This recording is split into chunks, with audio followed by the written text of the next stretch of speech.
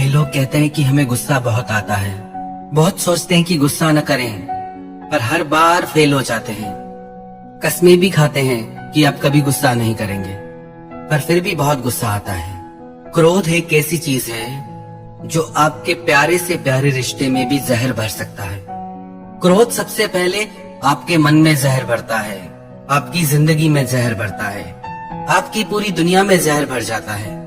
जो इंसान क्रोध करता है वो क्रोध करने से पहले भी दुखी रहता है, क्रोध करते समय भी दुख को पाता है और क्रोध करने के बाद भी दुखी होता है। कभी विचार करके देखना, क्या आपको क्रोध करने से कभी खुशी मिली, सुख मिला?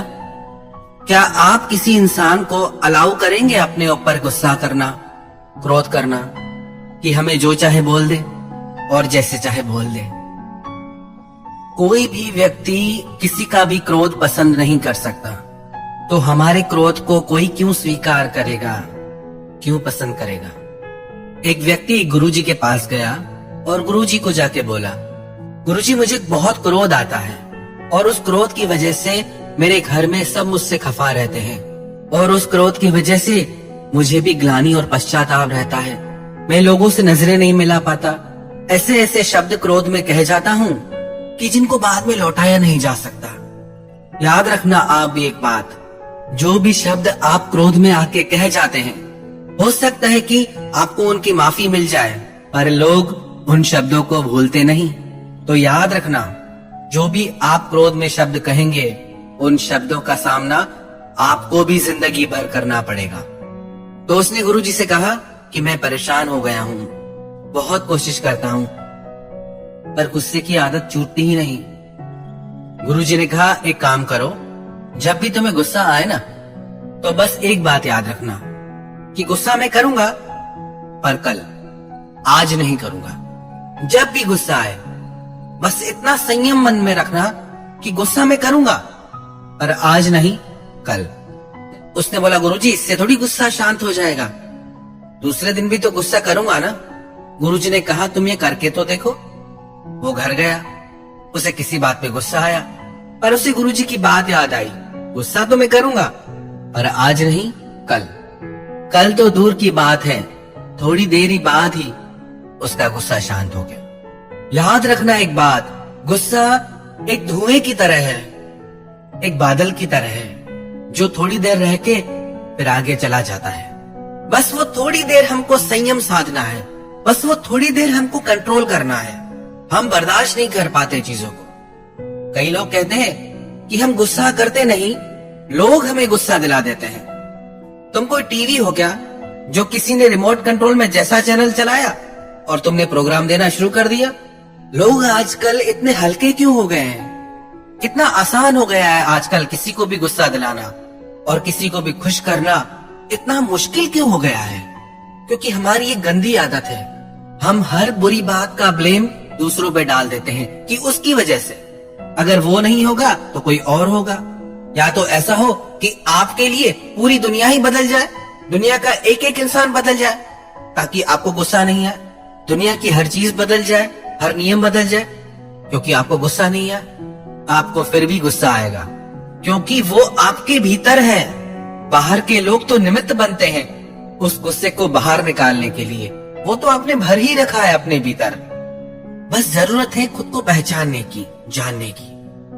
जैसे उस व्यक्ति को गुरुजी ने कहा कि गुस्सा कल करना, बस थोड़ी देर का संयम और गुस्सा गायब। कई लोग कहते हैं कि गुस्से को कंट्रोल नहीं किया जा सकता। गुस्सा कोई रोकने वाली चीज थोड़ी है, जब आता है तो आ जाता है, फिर नहीं दिखाई देता कौन छोटा कौन बड़ा, आपको सब दिखाई देता है।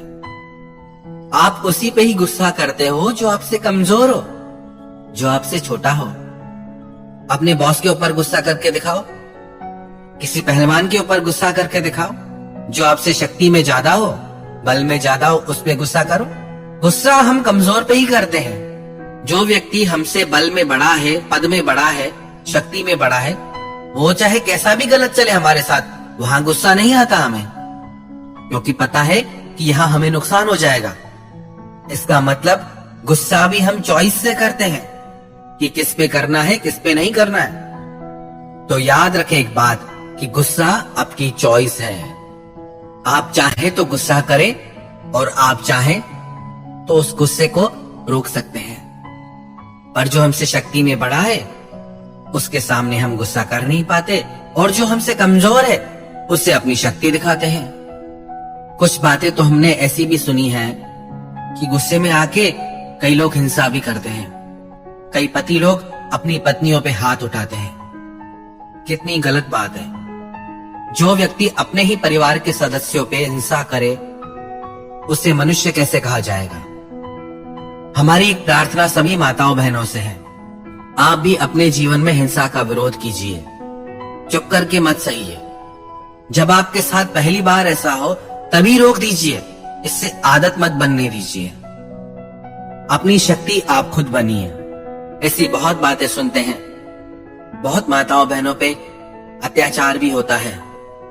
इस इंतजार में मत बैठे रहिए कि कोई आएगा आपकी रक्षा के लिए। सबसे पहले आप खुद की रक्षा खुद करना सीखिए। पहली बार में ही विरोध कीजिए, रोकिए कि नहीं, ये चीज हम नहीं सहेंगे, हम हिंसा नहीं सह सकते। कुछ कुछ तो ऐसे भी किस्से सुने हैं, इतना दर्द है उनमें जिन्हें बयां भी नहीं किया जा सकता। कैसे लोग इतने निर्दयी हो सकते हैं। तो आप इस चीज का विरोध कीजिए, इसे सहिए मत।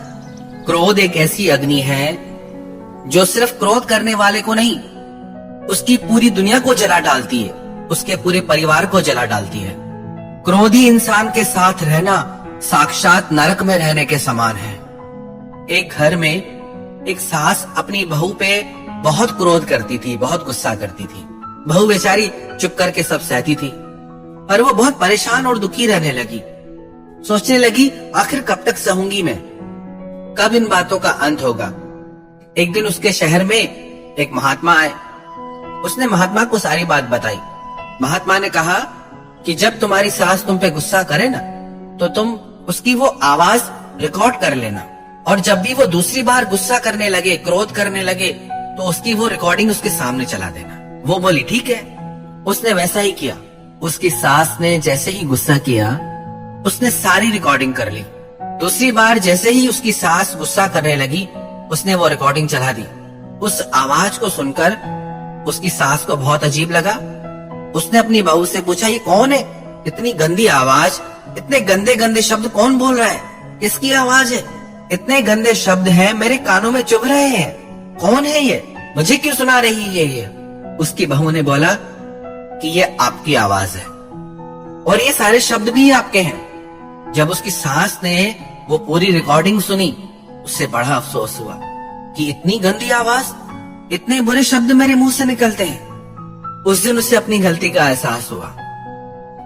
रिश्ता चाहे कोई भी हो, सास बहू का, पति पत्नी का, पर जहां क्रोध आ जाता है वहां खटास आ जाती है, वहां लोग खुश नहीं रह पाते। कई लोग कहते फिर तो हम किसी को कुछ कहे ही नहीं, जिसको जैसे मर्जी करने दे, बच्चों को भी कहना छोड़ दे। नहीं, परमात्मा ने आपको विवेक दिया है, बातों को समझे कि कौन सी बात किस विषय में की जा रही है। ये बात खास करके उन लोगों के लिए है जिनके जीवन में क्रोध की वजह से जहर भर गया है।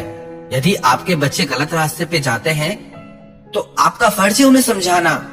किसी की भलाई के लिए थोड़ा ऊपर से गुस्सा दिखाने में कोई बुराई नहीं है। गुस्सा और क्रोध ये दोनों अलग चीजें हैं। आपने गुस्सा किया, उस टाइम बात बोली, वही बात बुरी हो गई। क्रोध एक ऐसी अग्नि है, आप पहले भी जलते हैं, क्रोध करते टाइम भी चलते हैं और बाद में भी जलते रहते हैं। वही बातें आपके मन में चलती रहती हैं, तो उन बातों को सुधारना है। यदि आपको अपने लिए, अपने परिवार की भलाई के लिए कभी थोड़ा बहुत गुस्सा करना पड़ा, बोलना पड़ा, तो कोई बात नहीं, बात बोल दी, बात खत्म। पर उन बातों को दिल में बिठा के मत रखिए, उसको क्रोध की अग्नि मत बनाइए। बातें बोल के आगे बढ़ जाइए। न आप किसी का क्रोध सह सकते हैं, न कोई आपका क्रोध सहना पसंद करेगा। तो क्यों आपने इस जहर को अपनी जिंदगी में पाल रखा है? और जितना इस बीमारी को पालेंगे ये उतना बढ़ती जाएगी। फिर आप खुद का भी दिल दुखाएंगे, अपने परिवार वालों का भी दिल दुखाएंगे, खुद की नजरों से भी गिर जाएंगे और सबकी नजरों से भी गिर जाएंगे। तो छोड़िए इस बीमारी को। जब भी गुस्सा आए ना, तो याद रखना ये बात कि आज नहीं कल करेंगे। बस वो थोड़ी देर का संयम आपके मन से उस क्रोध की अग्नि को शांत कर देगा।